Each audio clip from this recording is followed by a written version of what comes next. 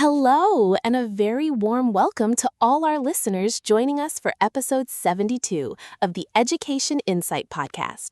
I am your host, Sachata, and today we are sitting in the heart of a conversation that truly determines the future of our society. Thank you so much for having me back, Sachata. It is always a pleasure to be in the studio with you, especially when we are tackling something as vital as equity and access in higher education. It really is the big one, isn't it? We often talk about university as this great equalizer, but as we dive into today's discussion, we have to ask ourselves, is the door truly open for everyone, or just for those who can afford the key? That is a powerful way to put it. You know, Sachata, throughout my decades in academia, I have seen so many brilliant minds stalled at the gates, not because they lacked the intellect, but because they lacked the structural support to even stand in line. That really hits home. I think many people confuse equality with equity. Could you break that down for our audience? Why is that distinction so crucial when we look at university admissions and student success? It is a fundamental distinction. Equality is giving everyone the same pair of shoes. Equity is giving everyone a pair of shoes that actually fits their feet. In education, equality means everyone takes the same test. Equity means we recognize that some students arrived at that test after a full night's sleep in a quiet home, while others worked a late shift to help their parents pay rent. That image of the shoes is so clear. It makes me think of the hidden hurdles. We often talk about tuition fees, which are obviously huge, but what about the hidden costs? The digital divide, the cost of living, the social capital needed to navigate these complex systems. Exactly. The digital divide became painfully obvious during the pandemic, but it has always been there.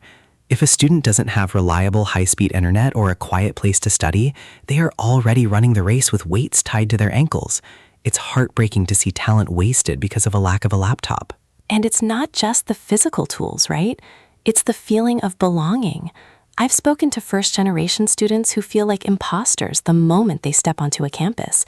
They don't have the code for how to talk to professors or apply for internships. The hidden curriculum. That is exactly what we call it. It's that unwritten set of rules. I remember a student of mine, incredibly gifted in mathematics, who almost dropped out because he didn't realize he was allowed to ask for an extension during a family crisis. He thought it would be seen as a sign of weakness. Oh, that breaks my heart. He felt he had to be perfect just to prove he deserved to be there. How do we fix that, Saron?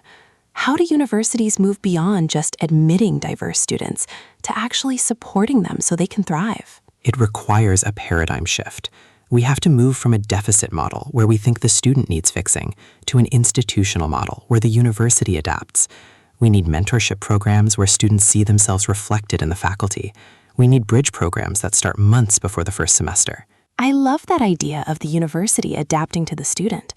I've seen some schools implementing emergency grants for small, unexpected expenses, like a car repair or a medical bill, that might otherwise force a student to quit. It seems like such a small thing, but it changes lives.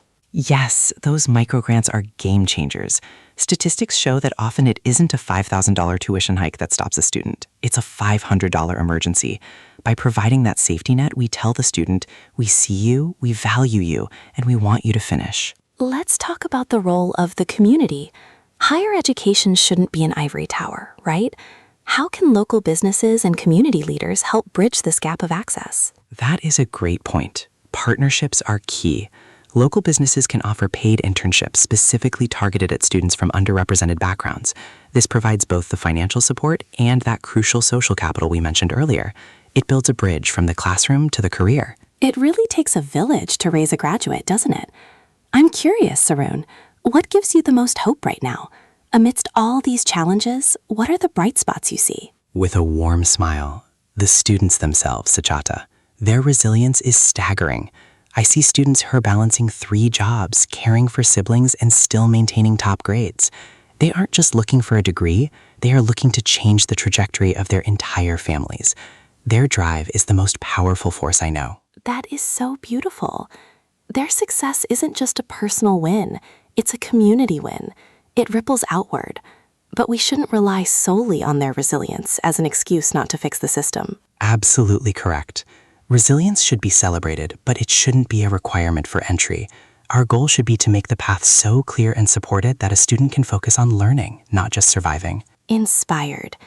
As we start to wrap up this episode, I want to ask, if you had a magic wand and could change one policy in higher education tomorrow to improve equity, what would it be? Seriously, I would move to a need-blind admission process globally, coupled with full need financial support. No student should ever look at a university brochure and think, I am not rich enough to dream this big. Education is a human right, not a luxury good. Softly, I am not rich enough to dream this big. That's a haunting thought. Let's hope we move closer to a world where dreams have no price tag. Mr. Saroon, thank you for your wisdom, your passion, and for being with us today. Gratefully, it was an honor, Suchata. Thank you for giving a voice to these issues.